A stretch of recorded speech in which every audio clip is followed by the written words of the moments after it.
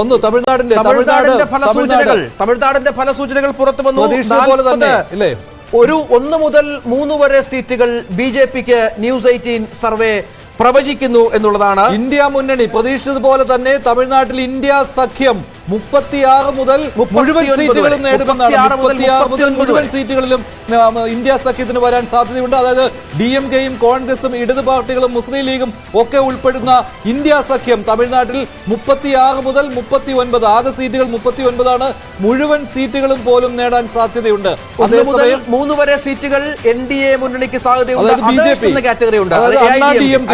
DMK ഒന്നുകിൽ 0 അല്ലെങ്കിൽ 2 സീറ്റുകൾ വരെ നേടാം. അതായത് ചിലപ്പോൾ സീറ്റുകൾ കിട്ടില്ല, അല്ലെങ്കിൽ 1 or 2 സീറ്റുകൾ അണ്ണാ DMKക്ക് കിട്ടും. അതായത് 2019 39 38 സീറ്റുകളും നേടിയത് ഇതേ സഖ്യമാണ്. ഇപ്പോൾ 36 മുതൽ 39 സീറ്റുകൾ വരെ DMK നേതൃത്വം നൽകുന്ന ഇന്ത്യ സഖ്യം തമിഴ്നാട്ടിൽ ദക്ഷിണേന്ത്യയിൽ ഇന്ത്യ സഖ്യത്തിന് വലിയ പ്രതീക്ഷയായി തമിഴ്നാട് മാറുകയാണ്. മുഴുവൻ സീറ്റുകളും ഒരുപക്ഷെ തമിഴ്നാട്ടിൽ DMK സഖ്യം തൂത്തുവാരിയേക്കാം. പ്രചണ്ഡമായ പ്രചരണങ്ങൾ നടന്ന മണ്ഡലങ്ങളുണ്ട്.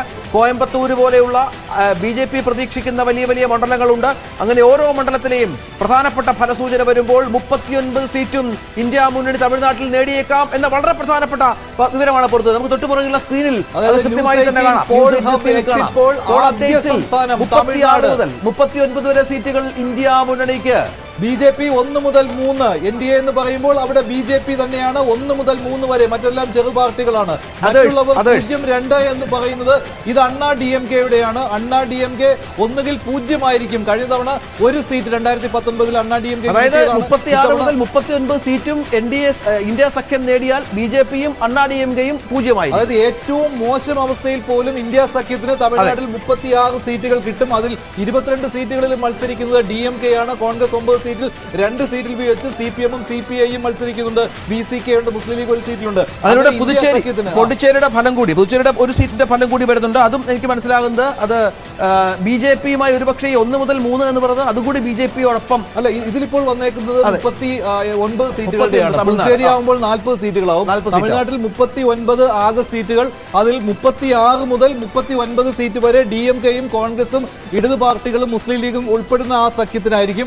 1 മുതൽ 3 സീറ്റുകൾ. അത് 9 പാർട്ടികൾ ഉണ്ടെങ്കിലും ചെറു പാർട്ടികളാണ് BJP അല്ലാതെ. അപ്പോൾ BJP ആണ് 1 മുതൽ 3 വരെ ഉദ്ദേശിക്കുന്നത്. അതിൽ കോയമ്പത്തൂരിൽ ടൈറ്റ് ഫൈറ്റ് നടക്കുന്നുണ്ട്. അണ്ണാമലൈ മത്സരിക്കുന്ന മണ്ഡലം 1 മുതൽ 3 വരെ സീറ്റുകൾ നേടാം BJPക്ക്. അങ്ങനെ BJPക്ക് വീണ്ടും തമിഴ്നാട്ടിൽ അക്കൗണ്ട് തൂക്കുവാനുള്ള ഒരു അവസരം നേരത്തെ 39 സീറ്റുകൾ പൂർണ്ണമായി ഇന്ത്യ മുന്നണിക്ക് ലഭിക്കാനുള്ള സാഹചര്യം ഉണ്ട് എന്നുള്ളതാണ്. രഞ്ജിത്ത് നേരത്തെ തന്നെ വിലയിരുത്തിയ ഒരു സംഭവമാണല്ലോ DMK സഖ്യത്തിന്. അതായത് ഇന്ത്യ സഖ്യത്തിന് ഏറ്റവും അധികം വേരോട്ടമുള്ള സംസ്ഥാനം തമിഴ്നാടാണെന്ന്. കാരണം അവിടുത്തെ സഖ്യത്തിന്റെ ഒരു പ്രത്യേകത അങ്ങനെയാണ്. നമ്മുടെ സർവേ ഫലസൂചന അനുസരിച്ച് ഇന്ത്യ സഖ്യത്തിൽ ഏറ്റവും ശക്തമായ പാർട്ടിയായി DMK മാറുകയും അവരുടെ മണ്ണിൽ അവരവരുടെ കരുത്ത് സമ്പൂർണ്ണമായി തെളിയിക്കുകയും ചെയ്യുക. ചോദ്യം ചെയ്യപ്പെടുന്നില്ല. 36 മുതൽ 39 വരെ സീറ്റുകൾ ഇന്ത്യ സഖ്യത്തിന് കിട്ടുമെന്ന് പറയുമ്പോൾ അതിൽ DMKക്ക് കുറഞ്ഞത് 19-20 സീറ്റുകൾ ലഭിക്കും. 8 വരെ സീറ്റുകൾ കോൺഗ്രസ് ലഭിക്കും. 8 സീറ്റുകൾ ലഭിക്കാം. അങ്ങനെയാണ് കണക്ക്. അത് വളരെ കൃത്യമായ കണക്കാണ്.